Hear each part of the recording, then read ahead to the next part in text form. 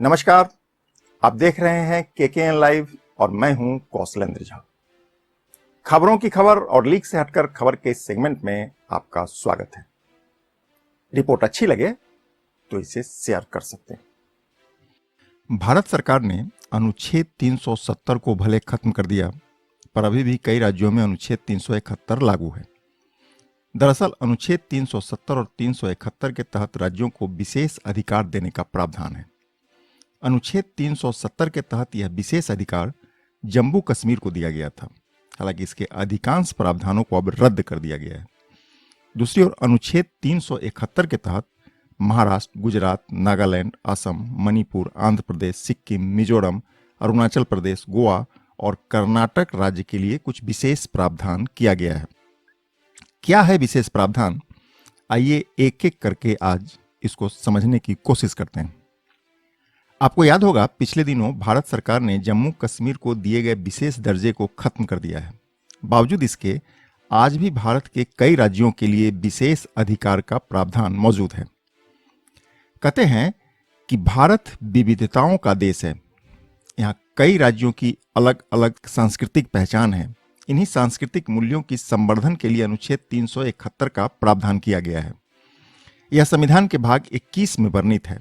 कालांतर में संविधान के कई संशोधन हुए, या यह कह लें कि कुल 9 संशोधन हुए। इन संशोधनों के बाद अनुच्छेद 371 में ए, बी, सी, डी, ई, एफ, जी, एच, आई और जे को जोड़ दिया गया। अब आइए इसको विस्तार से समझते हैं। संविधान के अनुच्छेद 371 को विशेष रूप से महाराष्ट्र और गुजरात राज्य के लिए बनाया गया था। इसके मुताबिक महाराष्ट्र में विदर्भ और मराठवाड़ा, जबकि गुजरात के सौराष्ट्र और कच्छ के लिए अलग से विकास बोर्ड बनाए जाने हैं। वर्ष 1962 में हुए संविधान के 13वें संशोधन के बाद अनुच्छेद 371 में ए जोड़ दिया गया। अब अनुच्छेद 371 ए के तहत नागालैंड को यह अधिकार दिया गया है कि नागालैंड की विधानसभा की मंजूरी लिए बिना भारत की संसद नागा धर्म से जुड़ी हुई सामाजिक और पारंपरिक नियम में कोई भी बदलाव नहीं कर सकता है। नागाओं की जमीन के मामलों में कानून बनाने का अधिकार संसद को तब तक नहीं होगा जब तक कि नागालैंड की विधानसभा इसकी अनुमति नहीं दे देता है। इसी अनुच्छेद के तहत नागालैंड के तुएनसांग जिले को विशेष दर्जा भी मिला हुआ है। नागालैंड में तुएनसांग जिले के लिए एक अलग मंत्री और काउंसिल रखने का भी प्रावधान है। इसके बाद वर्ष 1969 में संविधान का 22वां संशोधन करके अनुच्छेद 371 बी को जोड़ दिया गया। यह अनुच्छेद असम के लिए है। इसके मुताबिक भारत के राष्ट्रपति राज्य विधानसभा की समितियों के गठन और कार्यों के लिए राज्य के जनजातीय क्षेत्रों से चुने गए सदस्यों को शामिल कर सकते हैं। वर्ष 1971 में संविधान का 27वां संशोधन करके अनुच्छेद 371 सी को जोड़ दिया गया है। यह अनुच्छेद मणिपुर के लिए। इसके मुताबिक भारत के राष्ट्रपति विधानसभा में राज्य के पहाड़ी क्षेत्रों से निर्वाचित सदस्यों की एक समिति का गठन और कार्य करने की शक्ति प्रदान कर सकते हैं। वर्ष 1973 में एक और संशोधन हुआ। इसको 32वां संशोधन कहा जाता है। इसके बाद अनुच्छेद 371 डी को जोड़ दिया गया। पहले यह सिर्फ आंध्र प्रदेश के लिए था। वर्ष 2014 में आंध्र प्रदेश से अलग होने के बाद इसको तेलंगाना में भी लागू कर दिया गया है। इसके मुताबिक राज्य के अलग अलग हिस्सों में रहने वाले लोगों के लिए पढ़ाई और रोजगार के समान अवसर देने का प्रावधान है। राज्य सरकार को सिविल सेवाओं में अलग अलग काडर में किसी भी वर्ग के लिए पद सृजित करने और उच्च न्यायालय के अधिकार क्षेत्र से बाहर एक प्रशासनिक ट्रिब्यूनल बनाने का भी अधिकार है। इसके बाद 1975 में संविधान का 36वां संशोधन करके अनुच्छेद 371 एफ को जोड़ दिया गया। यह अनुच्छेद सिक्किम के लिए है।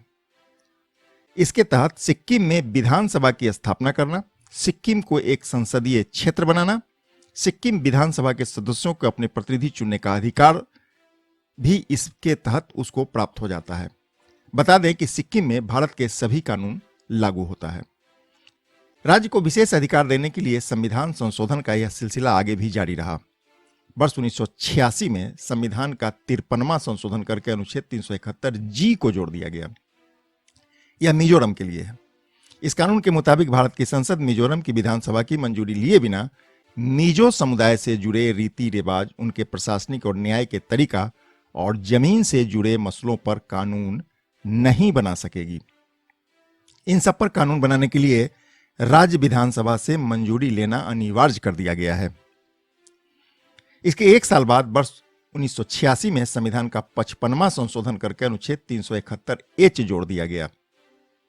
इसके तहत अरुणाचल प्रदेश के राज्यपाल के पास कानून व्यवस्था से जुड़े मसलों पर मंत्रिमंडल से चर्चा करने के बाद अपने विवेक अनुसार फैसला लेने का अधिकार होगा। अगर कानून व्यवस्था के किसी मुद्दे पर राज्यपाल और सरकार में मतभेद हो जाए तो राज्यपाल का निर्णय ही मान्य होगा। अनुच्छेद 371 आई में गोवा राज्य के लिए कानून का प्रावधान है। गोवा बेहद छोटा राज्य था, इसलिए इस अनुच्छेद के मुताबिक गोवा की विधानसभा को कम से कम 30 सदस्यों की विधानसभा बनाने का इसके तहत नियम बनाया गया था। हालांकि यह प्रावधान अब अप्रासंगिक हो चुका है। सबसे अंतिम संशोधन वर्ष 2012 में हुआ। इसको संविधान का 58वां संशोधन कहा जाता है। इसके तहत अनुच्छेद 371 जे को जोड़ दिया गया। यह कर्नाटक के लिए है। इसके मुताबिक कर्नाटक में हैदराबाद के लिए एक अलग विकास बोर्ड बनेगा। यह प्रत्येक साल राज्य विधानसभा को अपनी रिपोर्ट देता है।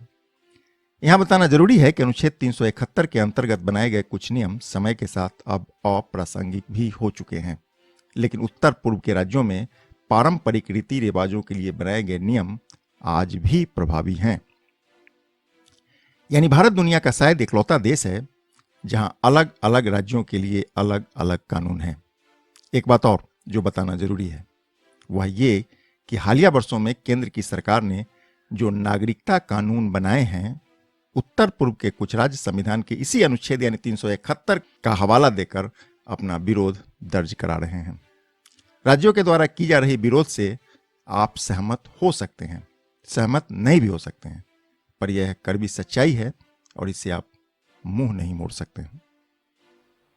पूरी रिपोर्ट देखने के लिए धन्यवाद। मिलते हैं एक और नए विश्लेषण के साथ। तब तक के लिए नमस्कार।